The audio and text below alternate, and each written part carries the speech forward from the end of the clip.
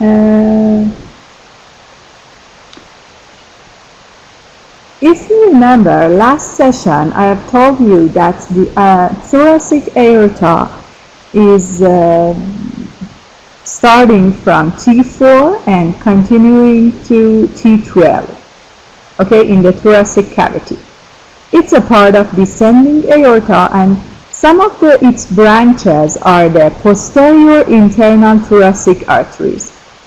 But if you take a look at the chest cavity, you can see that we have almost 12 intercostal space. But the thoracic aorta won't send 12 intercostal branches of the posterior intercostal arteries. Okay? The first, second, and sometimes the third intercostal spaces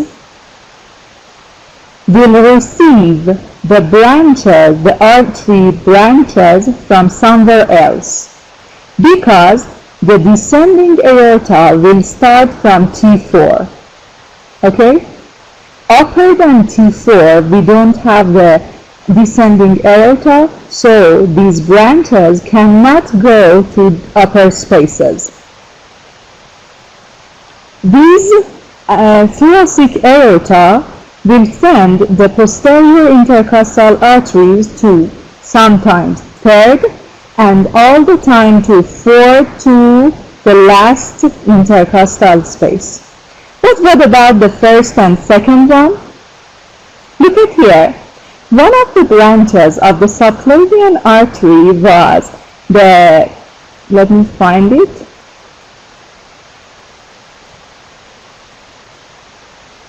was thoracocervical branch. I can't find it in this diagram. No, this is thoracocervical. One of the branches was costocervical branch. Look at here. It's the internal thoracic. Here we can see the costocervical branch. Okay? One of the branches of the subclavian artery is the costocervical trunk. This trunk is sending some branches to the neck, and the other branch is going to the thoracic cavity and will supply the blood for the first, second, and sometimes the third intercostal space.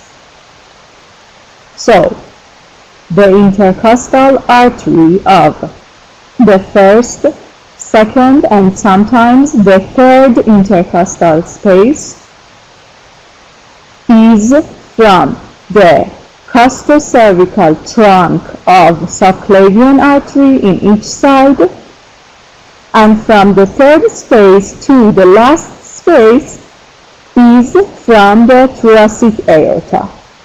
No problem?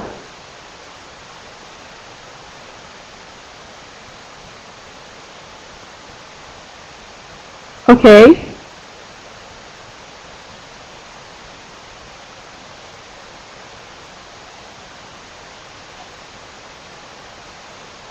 Can you hear me?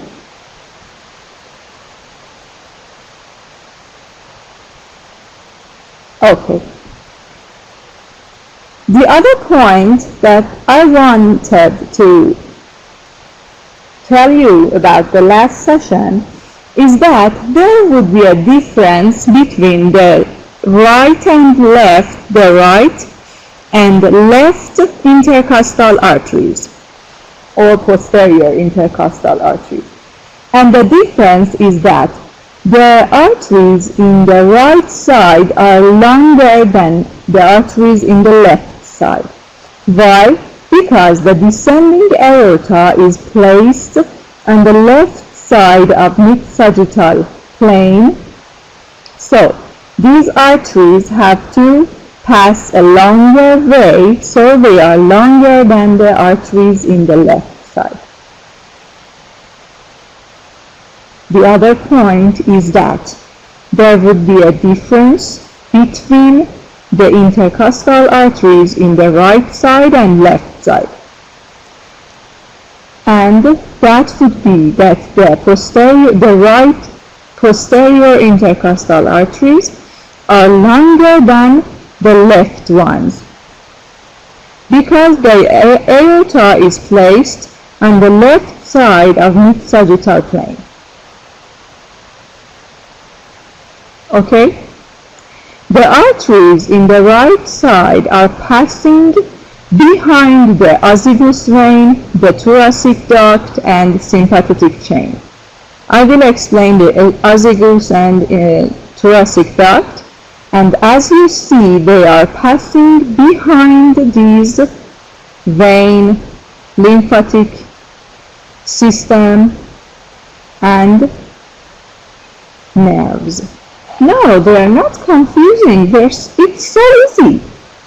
If you just take a look at the diagram, you can understand what is happening.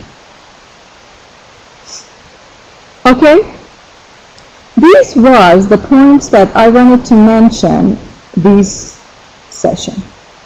Now let's start our slides for today. Last session we have talked about some branches of the abdominal aorta, about the cardiac trunk, superior mesenteric and inferior mesenteric arteries. Today we will continue the abdominal branches, branches of the abdominal aorta. The other group of branches are paired visceral branches. Paired visceral branches. One of these branches are the suprarenal arteries. The suprarenal arteries are supplying the blood for suprarenal gland. Okay? This gland's function is completely separate from the kidney, but because of its place that just it's placed on the kidney, on the superior pole of the kidney, we call that suprarenal or adrenal. Adrenal gland, suprarenal, here you can see that. Suprarenal or adrenal gland. This gland is secreting adrenaline or epinephrine. Okay? The suprarenal gland, yes.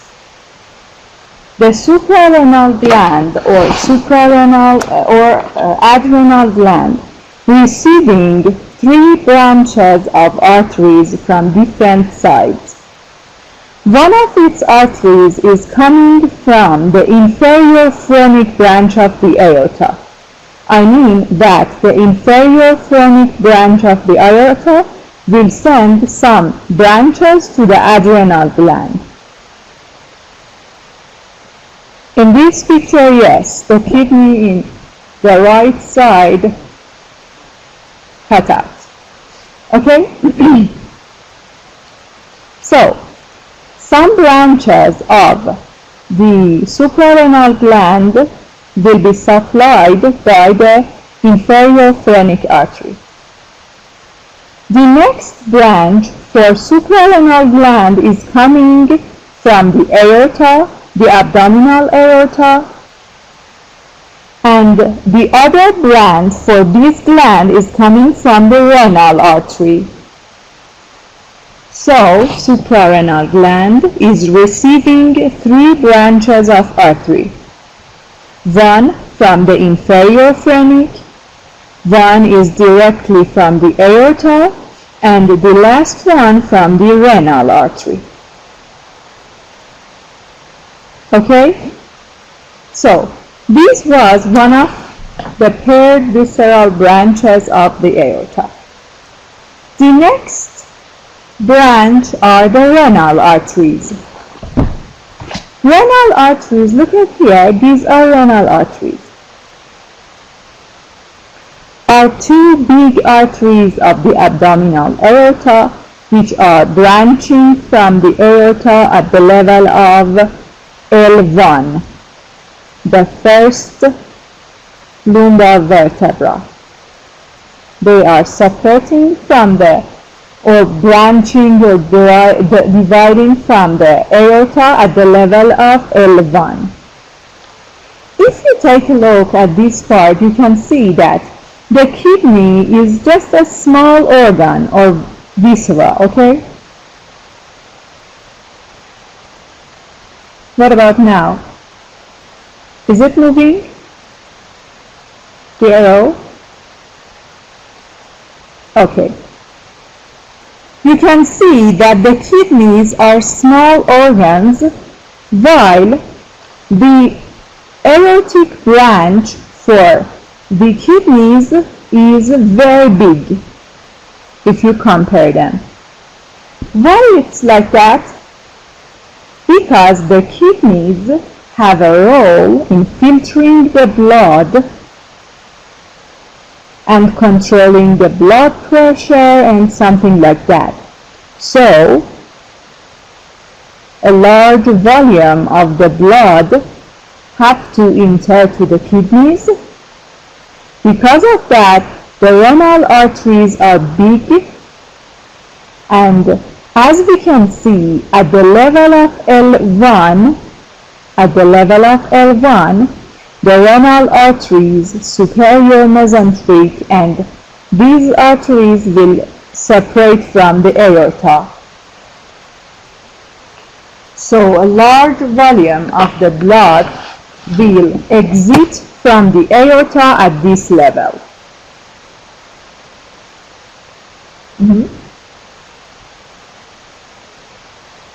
Okay, so these were the renal aorta which are entering to the reins or kidneys.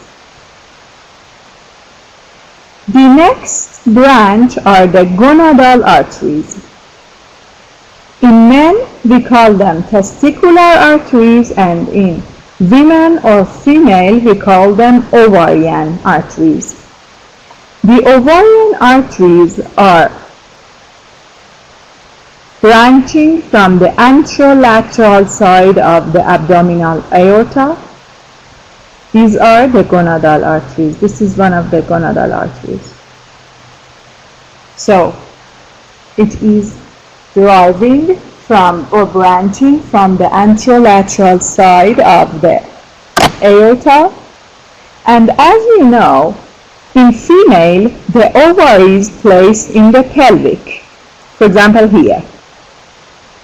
Okay?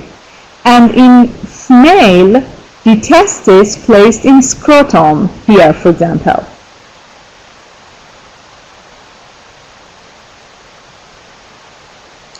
The noise, I think I have adjusting the microphone volume to the highest level because you said my voice is low, so you are hearing these kind of noises. If it is bothering, I can lower the volume, decrease the volume. Okay. Listen, please. So, we have the gonadal artery. In male, you know that the testes are placed, are in the scrotum, and in female, the ovaries are placed in the pelvic cavity. So, the gonadal arteries have different ways and directions in male and female. In female, they are entering the pelvic cavity and supplying the blood for the ovaries, but in male, they are entering to the inguinal canal here and existing from the abdominal cavity from this side, and then will enter to the scrotum, to to supply the blood for testis. This is one of the gonadal arteries. The other group of branches of the abdominal aorta are the peripheral branches. Peripheral branches are sending the blood to the wall, for example, the wall of the abdomen and somewhere else, the diaphragm and this. One of these branches is the inferior phrenic artery. Look at here, we can see the inferior phrenic artery here. The inferior phrenic artery is a big artery which supplying the blood for the inferior side of the diaphragm, and also sending some branches to the suprarenal gland and also to esophagus, and this is esophagus. Okay, so one of these branches is the inferior phrenic artery. The other branch are the lumbar arteries. There would be 4 lumbar arteries which are branching from the abdominal aorta. 1 to 4. These branches are passing behind the muscles of the back, for example, psoas muscle, quadratus lumborum, and then they will place between the internal oblique and the transversus muscles of the abdomen and supply the blood for the abdominal wall. Okay, these are lumbar arteries, 1 to 4. Because the aorta, the abdominal aorta, will finish at the level of L4, we don't have the L5 or 5th lumbar artery. The 5th lumbar artery will come from somewhere else, one branch of the internal iliac artery. Okay, so these are the lumbar branches. They are passing their way behind the muscles of the back, like psoas, like the quadratus lumborum. And look at here, this is the beginning part of the lumbar arteries.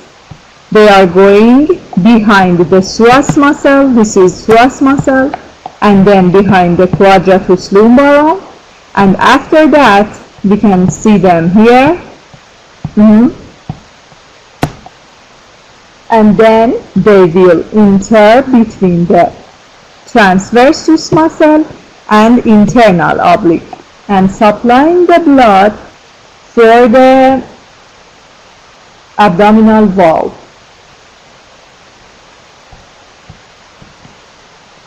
The other branch of the aorta is the median sacral artery.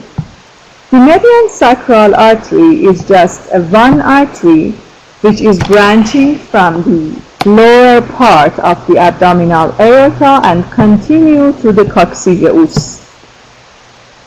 Continue to the coccygeus and sending branches for the sacral bone and muscles and the elements which placed here. Okay, this is the median sacral artery. At the level of L4, the abdominal aorta will divide into 2 branches, right and left common iliac arteries. Right and left common iliac arteries. Look at them. Right and left common iliac arteries. The common iliac arteries will then, at the level of sacroiliac junction or joint, they will divide into 2 branches each one. the external iliac and the internal iliac arteries. The common iliac artery will divide into external iliac and internal iliac arteries in each side. Here also we can see the iliac arteries. External iliac and internal iliac arteries. The external iliac artery is the main artery which supplies the blood for lower limb. The external iliac artery is the main artery which supplies the blood for lower limb. And the internal iliac is supplying the blood for the pelvic cavity and its viscera. For the pelvic cavity and its viscera. Look at here, the gonadal arteries, the ureter in each side are passing in front of the common iliac. I said the last division of the abdominal aorta are the right and left common iliac. Yes, the common iliac is dividing into external and internal iliac branches. The internal iliac branch is supplying the blood for the pelvic cavity and its viscera, but the external iliac is supplying the blood for the lower limb. Yes. Look at here, the ovarian artery. Can you see that? Coming to the pelvic cavity and supplying the blood for the ovary. This is ovary. This is uterus and this is ovary. Okay. Now the external iliac. The external iliac is passing under the inguinal ligament,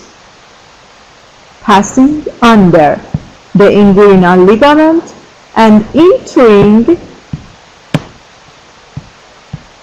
to the thigh. Entering to the thigh. From this place, we call that femoral artery.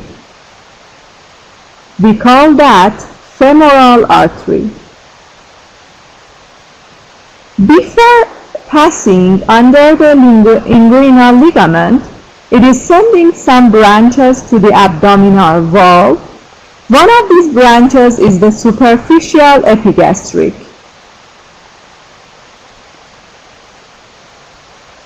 And also,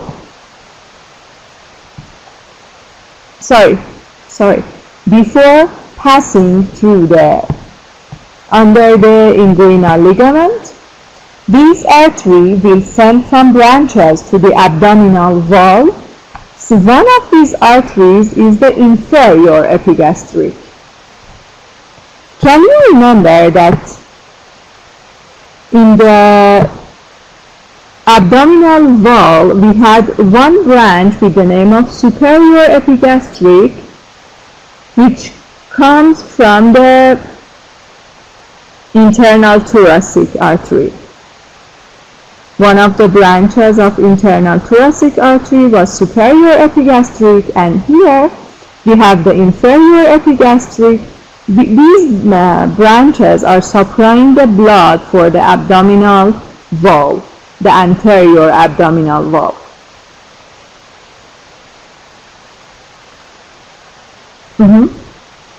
Okay, now what are the branches of femoral artery? Femoral artery is also sending some branches, yes, for supplying the rectus abdominis, yes. They are on the rectus sheath. They are placed in the rectus sheath. Now, what are the branches of the femoral artery? The femoral artery is sending some branches with the name of superficial epigastric, superficial circumflex iliac, and also superficial and deep external pudendal arteries. These two arteries, superficial and deep pudendal arteries, are coming into the perineal region and supplying the blood, for example, for scrotum and the this. Okay? After that, the femoral artery is sending a branch with the name of, look at here, this branch. Here also we can see that, perfunda femoris. We can see the perfunda femoris artery here. The perfunda femoris is also sending branches with the name of lateral circumflex femoral. These are lateral circumflex femoral, which are supplying the blood for the femur and the lateral side of the thigh, and medial circumflex femoral. Okay? For the hip bone and these organs here. The femoral artery itself is coming down, and after that it will go to the popliteal space behind the knee, and its name would be popliteal artery. We have popliteal artery. The perfunda femoris has some branches, the perforating branches, which are supplying the blood for the posterior side of the thigh and also medial side of the thigh. Okay, perforating branches of perfunda femoris. The popliteal artery itself, here, popliteal artery itself is sending branches to the knee and also to the muscles, muscular branches. Yes. After crossing the hiatus magnus comes popliteal artery.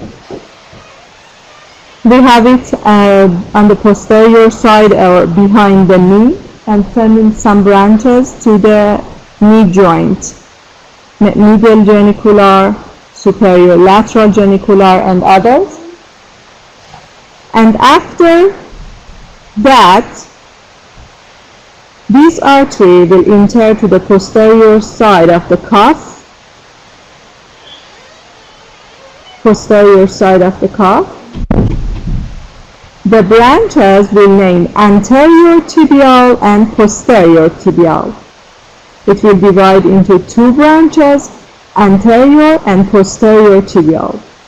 Here we can see the anterior tibial artery, which comes on the anterior side of the cuff and also sending some branches to the muscles.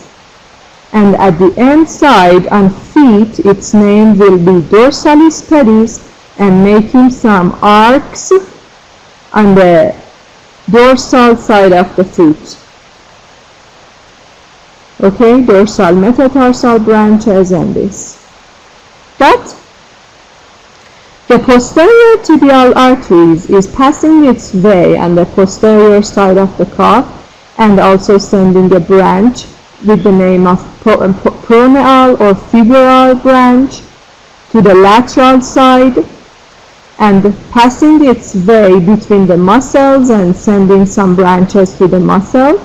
And after that it will enter to the feet and anastomosing with other branches of the dorsalis pedis and other arteries, the anterior tibial arteries. They are making arcs in feet and supplying the blood for muscles and bones.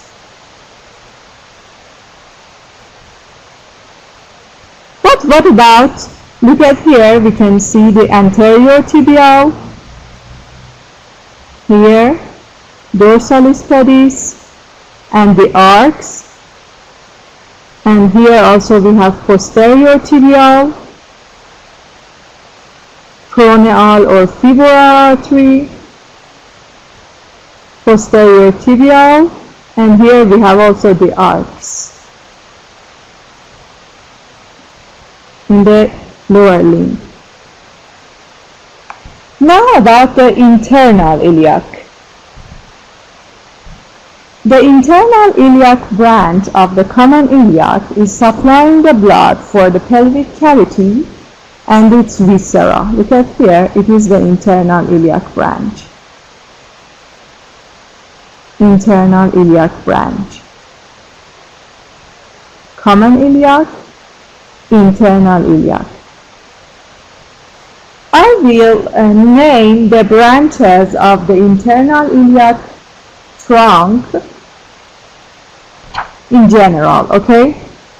One of its branches is the iliolumbar artery. The iliolumbar artery is going upward and descending the fifth lumbar artery. As you remember, I said the abdominal aorta is sending 4 lumbar arteries, and the fifth one will branch from the iliolumbar artery.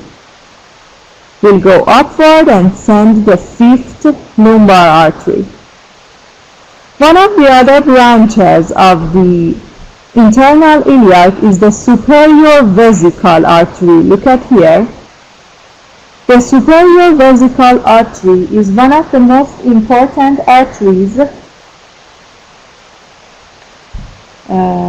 which at the embryonic or fetal period supplying the blood for the fetus. But after birth, we can see just the distal part of this artery which supplying the blood for the superior side of the bladder. You can hear superior vesicle. One of the other branches is the obturator artery. The obturator artery is passing through the obturator foramen and supplying the blood for the medial side of the thigh, of the lower limb. Exits the pelvic cavity and supplying the blood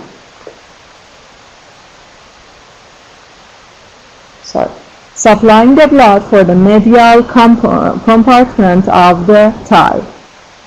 The other branch in female is the uterine artery. Look at here, the uterine artery which supply the blood for uterus. We can also see the inferior vesicle or vaginal in female. Inferior vesicle. It has some peripheral branches with the name of lateral sacral arteries. They are supplying the blood for the sacral bone and also entering to the foramen for the spine. And also we have the middle rectal artery. As you remember, the superior rectal artery was branched from the inferior mesenteric, and here we can see the middle rectal artery. Also, the internal iliac has 2 branches, superior and inferior gluteal arteries. Look at here, superior and inferior gluteal arteries. These 2 arteries are supplying the blood for the muscles of the back, the gluteal muscles. Okay, they are supplying the blood for the gluteus. And one of the important branches of the internal iliac is this branch, internal pudendal arteries. The internal pudendal arteries is supplying the blood for the genital system. This artery, look at here, we can see it here. Internal pudendal artery is supplying the blood for the, here, for the genital. No, obturator artery is for the thigh, the medial compartment of the thigh, lower limb.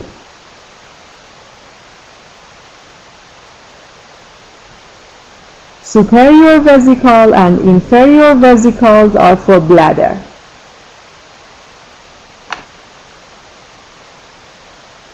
Okay, and here we can see the internal pudendal which supply the blood for genital system. Superior glottal, inferior glottal, internal pudendal, superior vesicle, inferior vesicle, and these are the iliac branches, internal iliac branches. Here also we can see it's the median rectal branch, inferior gluteal, superior gluteal, internal pudendal, and other branches. Here also we can see a good diagram for the internal iliac artery. Below lumbar, the fifth lumbar, for iliac, lateral sacral, and also here superior vesicle, inferior vesicle, obturator, and middle rectal, uterine, internal pudendal. These are the branches of internal iliac artery. Okay, we have finished the arteries of the body. If you have any question, please ask, and if not, we want to start the venous plexus.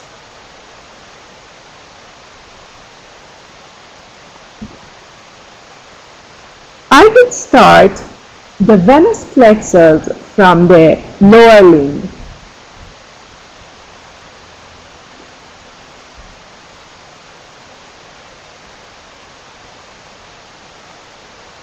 Please ask your questions in English. Okay. You know, in each part of the body there are two veins accompanying the one artery. There are two veins beside each artery. They are passing its ways with each other, and most of the time they have the same names.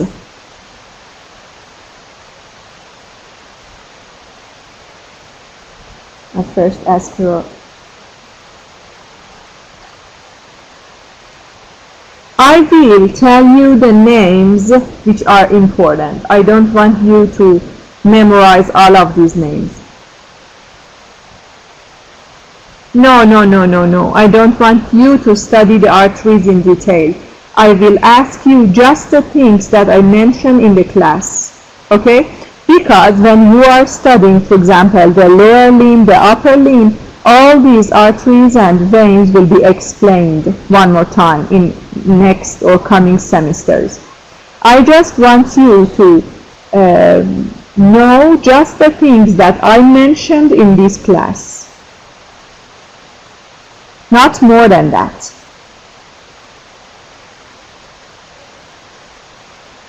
Okay?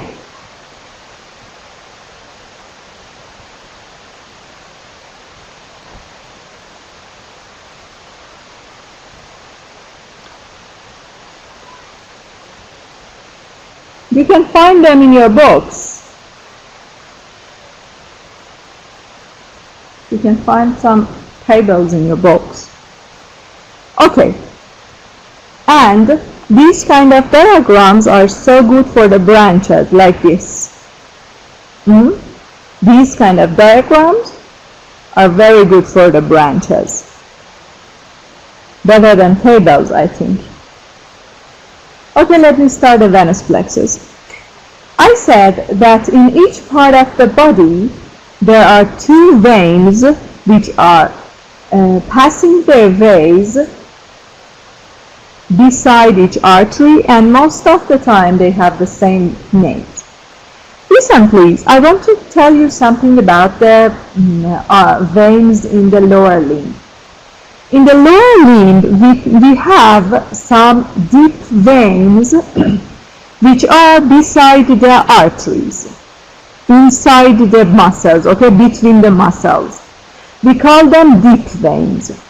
Deep veins, as I said, are next to the arteries, and they are receiving the deoxygenated blood. But because most of the time we are standing and the muscles are making some pressure on the veins, on the deep veins, there would be need for some superficial veins. At the time of, for example, standing or walking or these things, the muscle will put some pressure on the veins, so the blood will enter to the superficial veins. So, these superficial veins are so important because when, for example, at the time that you are standing on your feet for a long time, these are all the superficial veins. This one, this one, this one. They are superficial. They are on the muscles, okay? And as you remember, I said that they have some valves, one-way valves inside them, because they are sending the blood to the heart against the gravity. If we stand for a long time on our feet, the valves will impair, won't work in a right way or proper, so the blood will return in these veins, in these vessels, so we can see the varicose veins. The varicose veins will occur. In the lower limb, we call them saphenous veins. On the feet, we have some branches, a venous plexus on the dorsal side of the feet. These veins are anastomosing with each other and making marginal veins on the medial and lateral side of the feet. Marginal veins.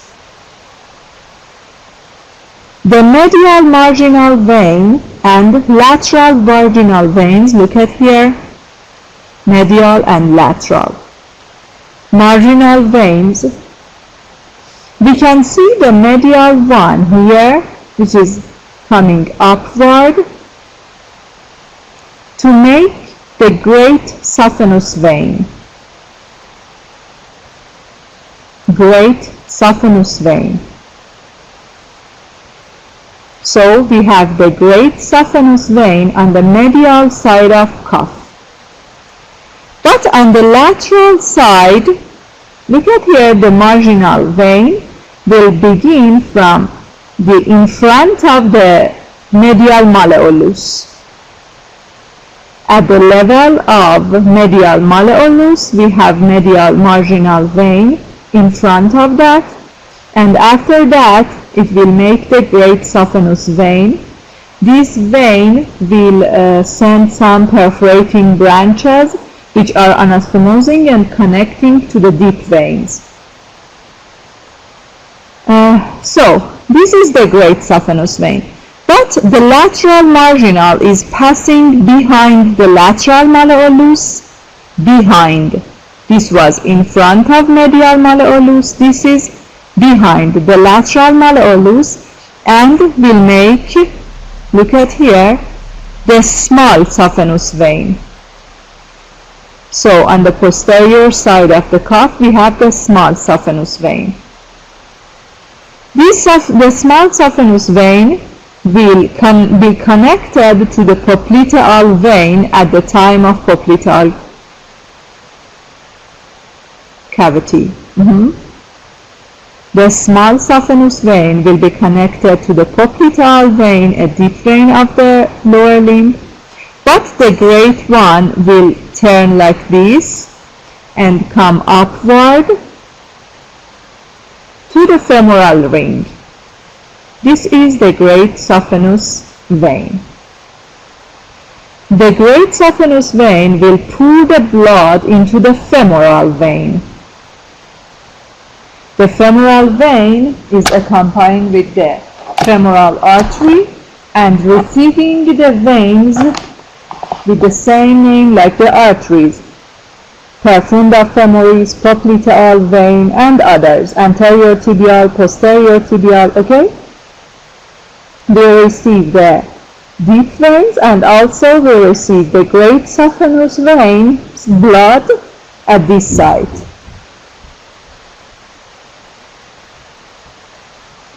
After that, from the internal the pelvic cavity, also we have the branches, like the branches of internal iliac artery with their names, superior vesical, internal pudendal, inferior middle rectal, inferior vesical, and all of them.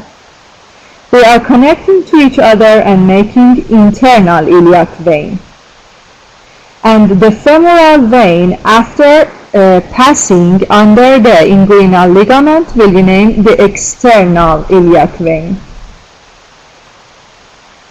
External and internal iliac veins will be connected to each other and making common iliac veins. Look at here, right and left common iliac veins. The common iliac veins, external, internal, and common iliac veins. The common iliac veins will be connected to each other at the L5 level. Listen, at the L5 level. And they will make the inferior vena cava at the right side of aorta. After connecting these two common iliac arteries, the inferior vena cava will start. I said the external and internal iliac arteries will reach to each other and then form common iliac veins. Common iliac veins also will be connected to each other at the level of L5. Yes, the fifth lumbar vertebra. And will make the inferior vena cava.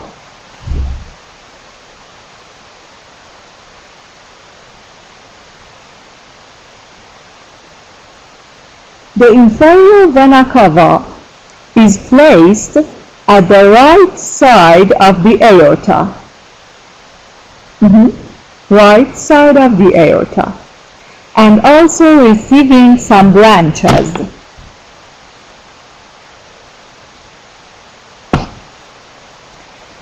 Look at here.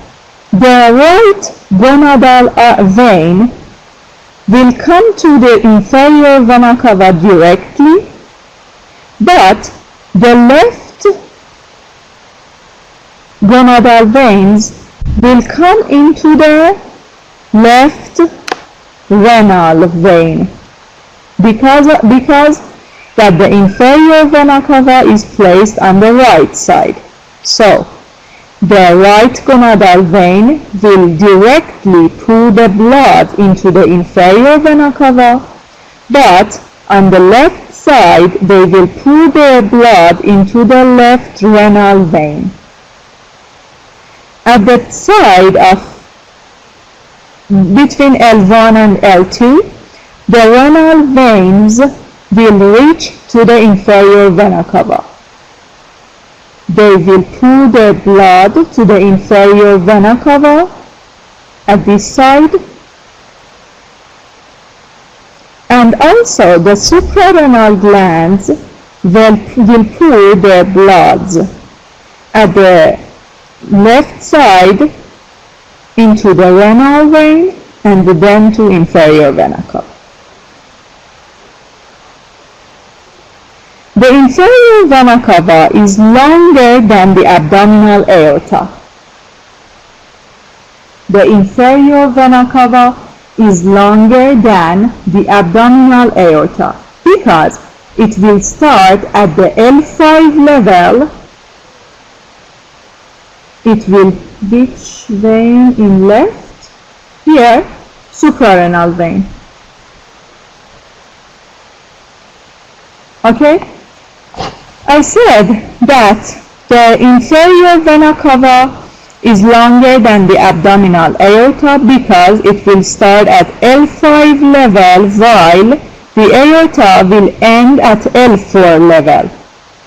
And also the abdominal aorta will start from T12, but the inferior vena cava will pass through the diaphragm at the level of T8. At the level of T8. Okay? So it received the blood from the kidneys and, for example, the gonads and this. Listen please. All the branches of aorta, for example, paired visceral, unpaired visceral, and peripheral branches, have the same veins. These veins have to pull their blood into the venous system. We have seen the iliac veins, the internal iliac, external iliac veins, and this, okay? And also the renal. But the blood for the digestive system will pass through another vein. The blood, the venous system for the digestive system will pass through another vein. At first, take a look at the inferior vena cava. Here we can see that the external iliac and internal iliac making the common iliac. The median sacral is pouring its blood to common iliac, and then it will receive just the third and fourth lumbar veins. Listen, just the third and fourth lumbar veins. I will tell you that what will happen for the other lumbar veins, okay? So, the inferior vena cava is just receiving the third and fourth lumbar veins and also the gonadal veins here and here at the right side to the inferior vena cava, at the left side to the renal vein. Upper than that, we have the renal veins, which are receiving the segmental branches, ureteric branches, suprarenal at this side to the renal vein, but at the right side directly to the aorta. And upper than that, it will receive the inferior phrenic branch. Upper than that, it will receive the inferior phrenic branch. Instead of the celiac trunk, superior mesenteric and inferior mesenteric branches of arteries, instead of that three branches of arteries, here we have right, middle, and left hepatic veins, which are receiving the blood of the digestive system. Okay? We have right, middle, and left hepatic branches instead of that three trunk of arteries.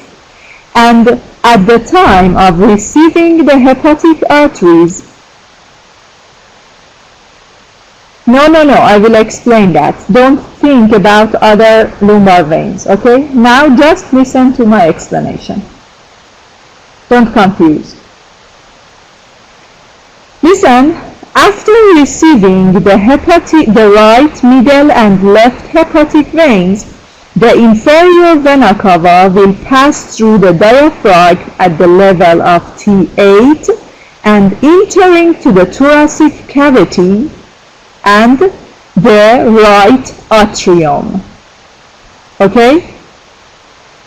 In some books, it has noted that we don't have the inferior vena cava in the thoracic cavity and it will reach to the right atrium at the time of passing through the diaphragm. So now, what about the other veins? What will happen for the other veins? I will explain the portal vein and then 5-minute break, okay? All the blood of the digestive system should pass through the liver.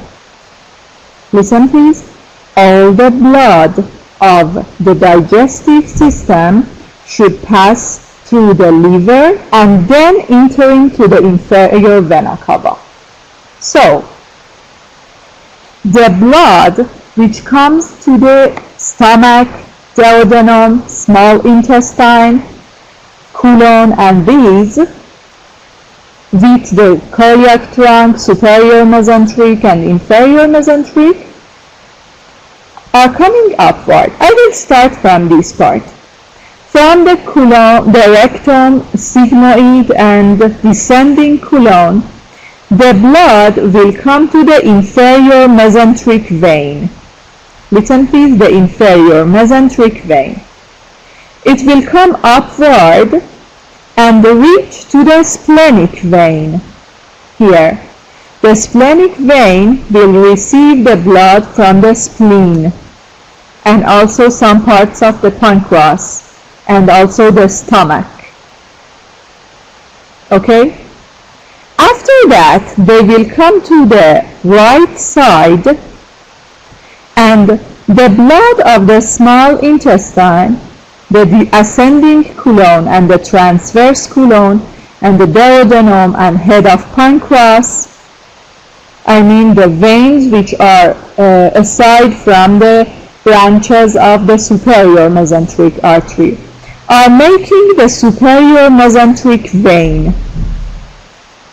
They are coming up and connecting to each other to the left mesenteric, and also they are getting the blood, the left gastric vein, the blood of the small curvature of the stomach, and making the portal vein. This is the portal vein. So, the splenic vein, inferior mesenteric vein, here we have splenic vein, and which received the inferior mesenteric. On the right side, we have superior mesenteric vein. After connecting these two veins, we can see the portal vein. The portal vein will enter to the liver.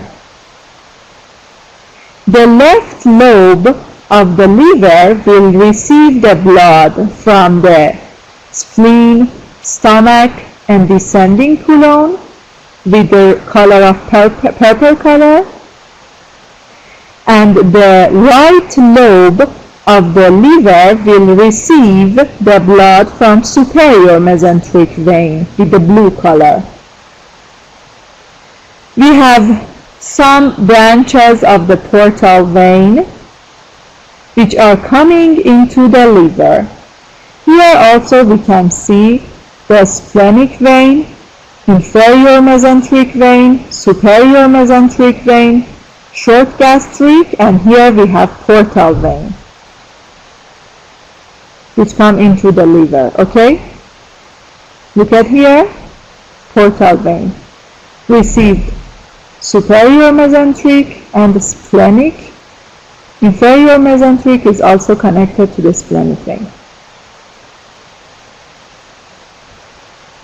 In the liver, we can see the branches of the portal vein, the hepatic artery, and also hepatic ducts beside each other and forming. Okay, after the portal system, I will give you a break. They are forming the teriod of hepatic. I'm slide number 18. Slide number 18. Okay? After that,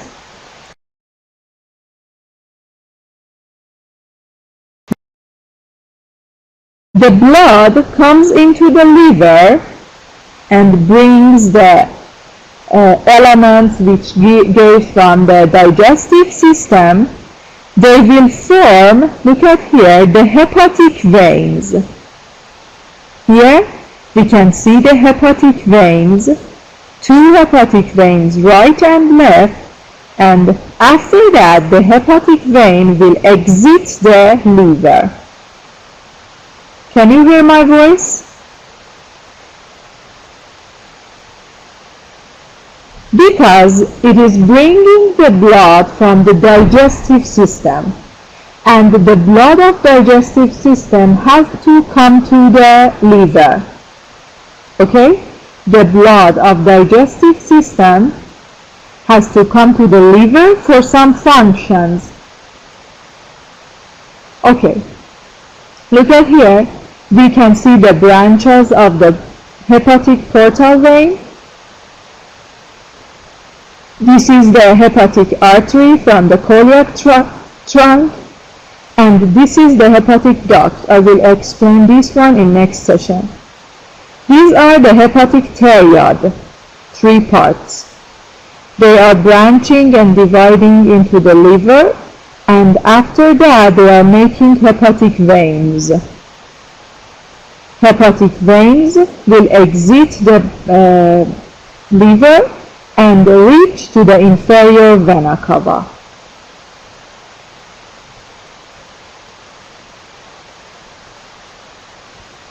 Here we have the hepatic veins at each side, and they will reach to inferior vena cava, and then they will pass through the diaphragm.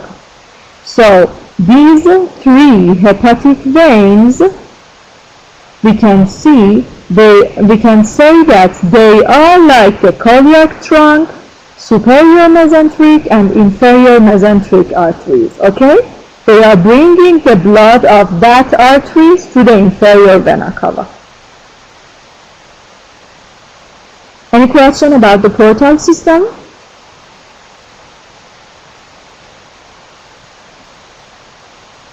Okay.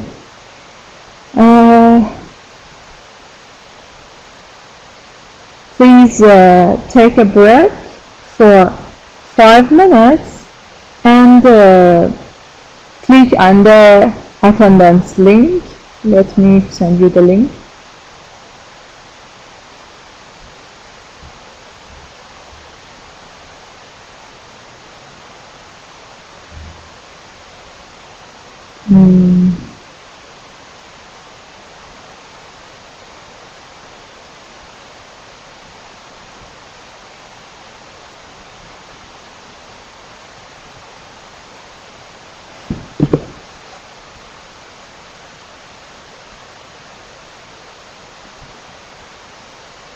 Twenty minutes break, 5 minutes rest. Okay, hurry up, you don't have time for the attendance link. 20 minutes is not time for break, it's time for sleeping.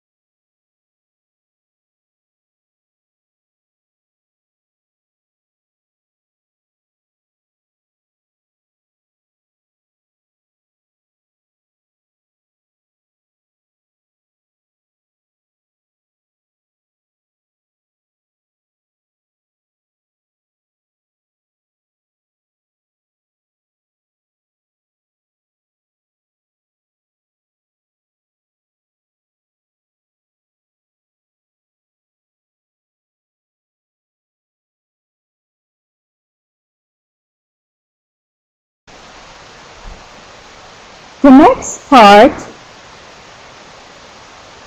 I'm going to talk about the internal and external jugular veins. The jugular veins are bringing the blood and receiving the blood from the brain. and also the skull, the neck, and bringing the blood to the superior vena cava. Look at here, this is the sigmoid sinus, and they are bringing the blood from the brain to the jugular foramen. After that, we call this vein the internal jugular vein. After passing through the jugular foramen, the vein will be called internal jugular vein. From the superficial part of the skull and the head, we have superficial temporal vein, which receiving the maxillary vein and making the retromandibular vein. It is placed on the posterior side or behind the mandible bone.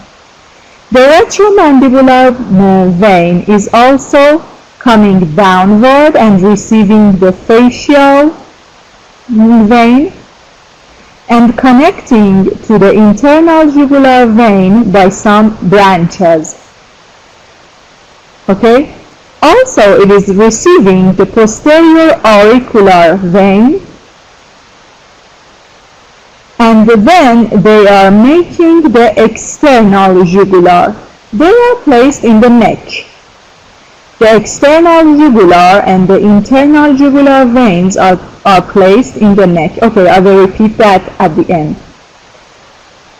So, they are also receiving some veins with the name of, for example, superior thyroid, lingual, inferior, and middle thyroid, the transverse cervical to external jugular, and these. So, I said the blood of the skull and the brain is coming to the sigmoid sinus, and after passing through the jugular foramen, we call that internal jugular vein. The internal jugular vein is placed next to the common carotid artery, internal carotid and common carotid artery, in the carotid sheath, in the neck. Okay?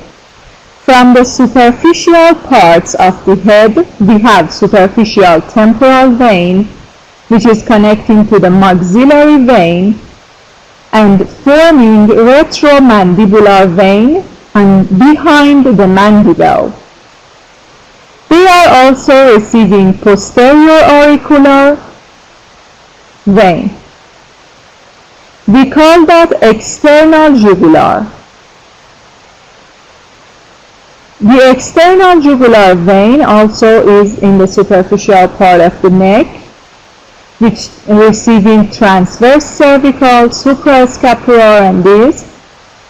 The internal jugular vein is coming downward and reaching to make the brachiocephalic vein.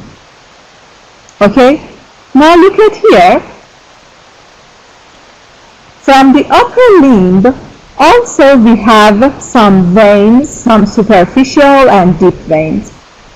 The superficial veins are making some venous plexus or network on the dorsal side of the hand and also in the palmar side.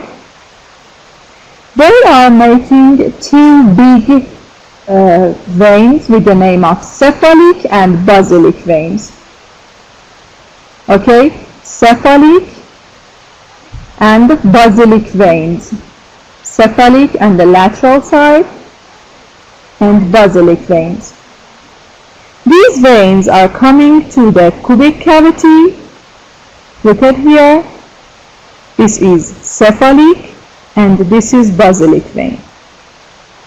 The basilic vein is penetrating or perforating the fascia and going deep to reach to the axillary vein, and the cephalic vein is superficially come to the axilla.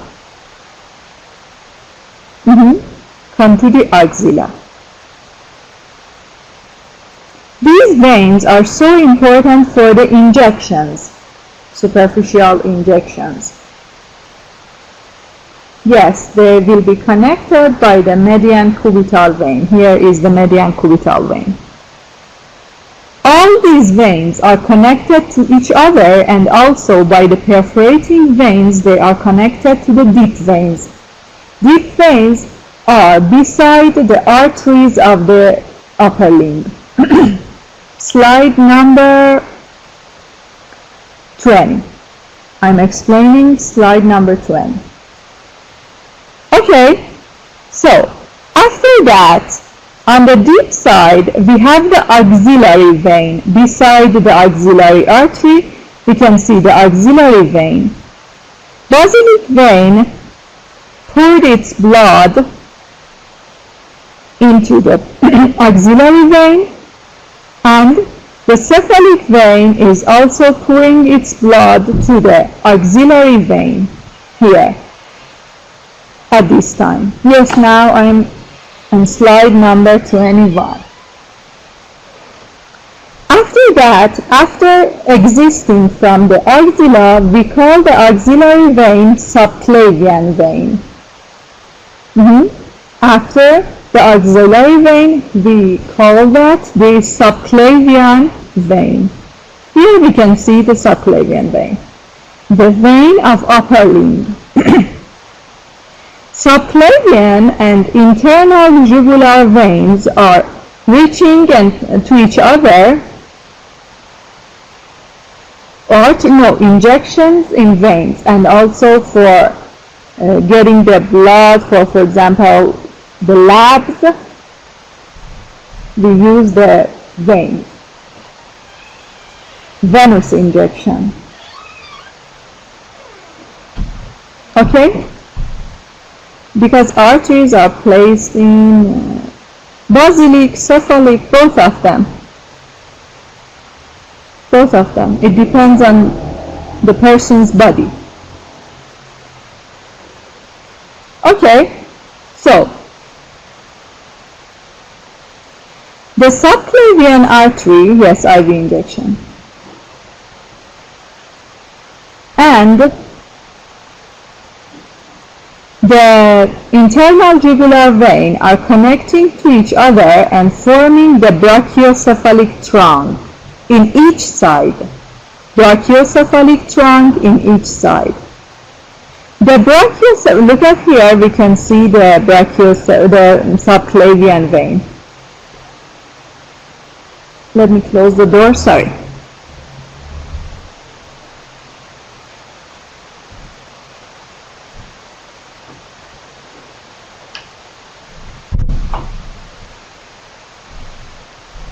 Because there would be much noise. Okay. So we have the subclavian artery here. The brachiocephalic trunk in the left side is much longer than the right side because the superior vena cava, or it would be better to say the venous system, is placed on the right side of the thoracic cavity.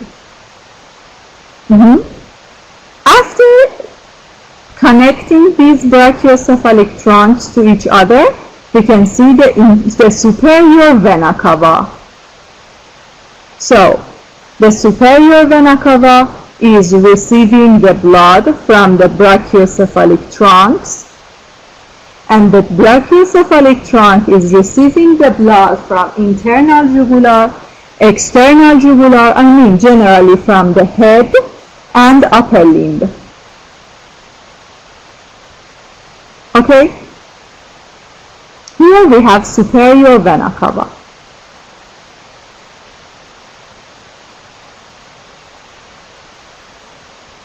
Now look at here. We have also some superficial veins on this wall of chest and abdomen.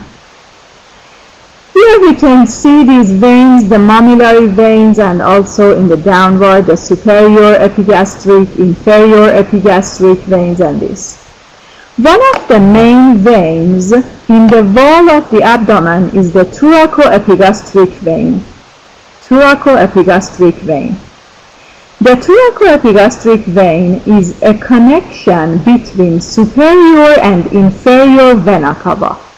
while it is reaching to the axillary vein on the upper side, and it is reaching to the femoral vein in downward. So it is connecting the inferior vena cava to the superior vena cava. The thoracoepigastric vein is one of the biggest superficial veins of the abdomen because there have to be some connections between superior and inferior vena cava, while at the time, for example, there would be a clot or abstract or perforating in one of these veins, the blood can come into the other vein and reach to the heart. Okay? So, here we have thoracoepigastric vein and also some umbilical veins around the stomach, around the anterior wall of the abdomen. You can see superior and inferior epigastric, internal thoracic vein, and the others, okay? But what about, look at here, we have the brachiocephalic veins and superior vena cava. Right brachiocephalic and left brachiocephalic. The left brachiocephalic is longer than the right one, and it is passing behind the monobarium of the sternum. Behind the monobarium of the sternum. The subclavian arch veins are receiving these veins. Look at here, the jugular veins at both sides, the internal jugular vein, the thyroidal veins, inferior thyroid veins. Here also we have the superior vena cava. The superior vena cava is from the first to the third rib cartilage, okay? From the first to the third rib, and at this time it will enter to the right atrium. It will enter to the right atrium.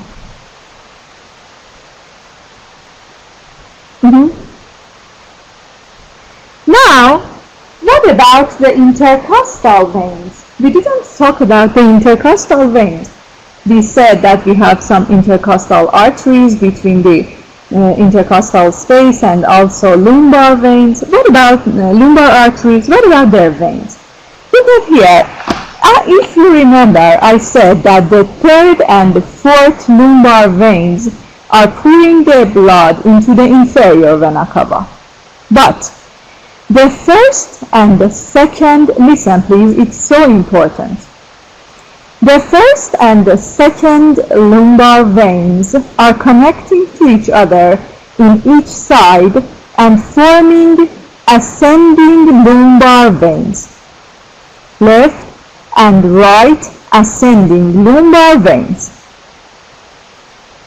This is inferior vena cava. We don't care about this at this time, okay? I want to explain you the azygos veins. At first, we have, if you remember, I have told you that the third and the fourth lumbar veins are pouring their blood into the inferior vena cava. But the first and second lumbar veins are connecting to each other in each side and making ascending lumbar veins on the left side and right side. I'm explaining slide number 24. Okay, we have two ascending lumbar veins.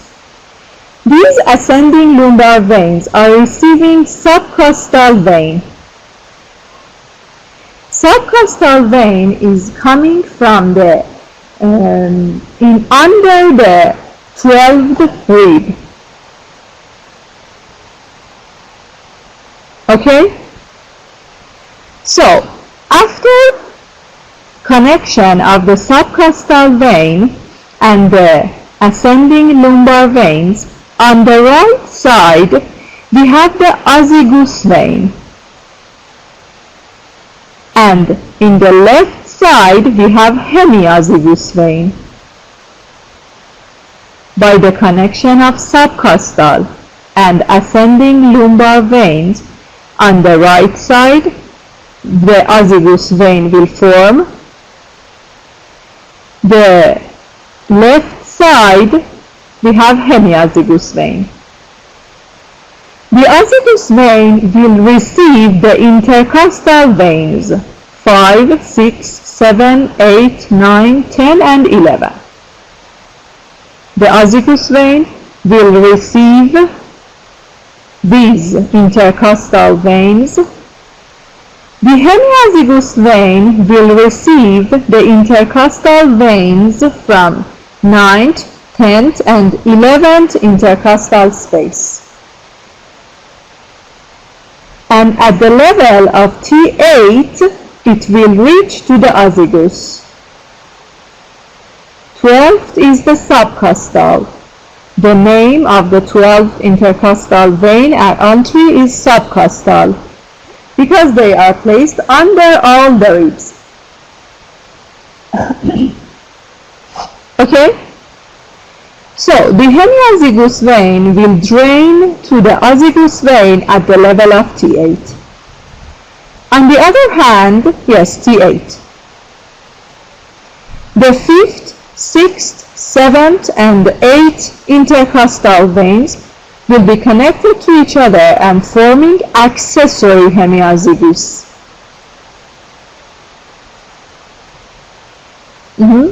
They will connect to each other and form accessory hemiazygos. Accessory hemiazygos is also will drain to the azygos vein at the level of T8. They both will connect to the azygos vein. The azygos vein,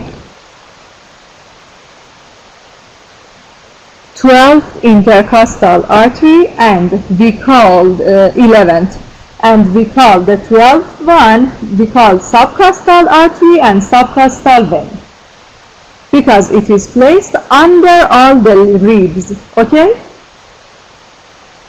We call them subcostal. The azygos vein, after receiving hemiazygos and accessory hemiazygos, will come upward. Look at here. The blood of the second, third, and fourth intercostal spaces is called superior intercostal. The superior intercostal branch will pour the blood into the brachiocephalic trunk on the left side and to the azygos vein on the right side. These three will pour the blood to the left brachiocephalic trunk on the left side and to the azygos vein on the right side. The intercostal vein of the first intercostal space is called supreme intercostal vein. Superior intercostal vein is formed by connecting the second, third, and fourth intercostal veins in each side.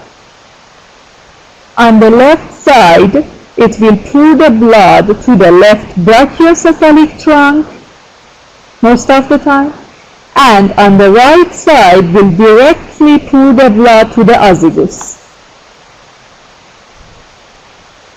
The first intercostal space is called, a vein for this space is called supreme intercostal vein, which in the left side will pour the blood into the left brachiocephalic trunk and to the right brachiocephalic trunk on the right side.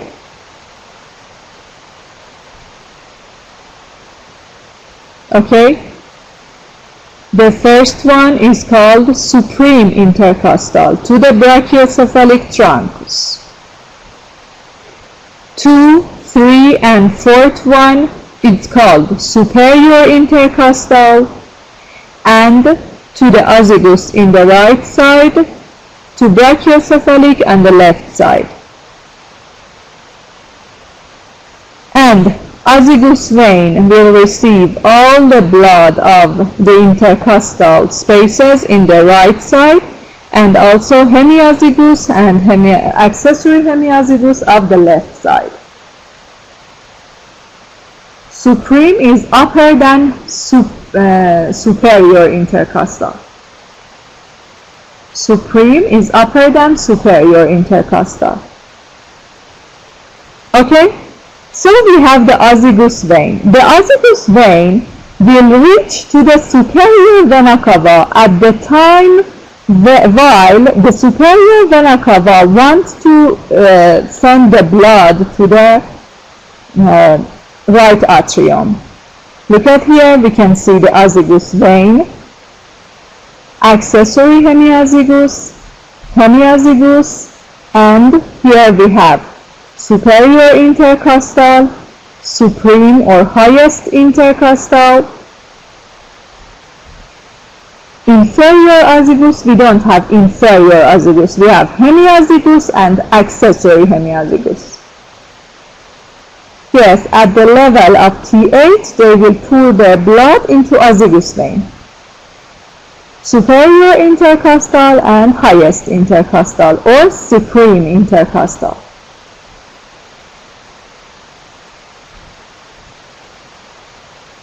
And the last slide is about the pulmonary veins. We have talked about pulmonary veins in last session. You have seen that the pulmonary veins are carrying 1 and 2 are fused. 1 and 2 no. The first one is called highest intercostal in each side. Second and third one will be connected and make superior intercostal trunk. Second and third, okay? First one is separated just by itself. And we said about the pulmonary veins, they are carrying the oxygenated blood. I mean the blood with the oxygen. Yes, oxygenated blood. And they are coming from the lungs. There are 2 in right side and 2 in left side. And pouring their blood into the left ventricle. Into the left atrium, sorry. They are pouring their blood into the left atrium. And these. We have finished the blood vessels of the body, and for the next time we are going to talk about the lymphatic system. Thank you very much. I'm glad that you understand my explanations. Have a good day. Don't forget your next session on Saturday 12 to 14.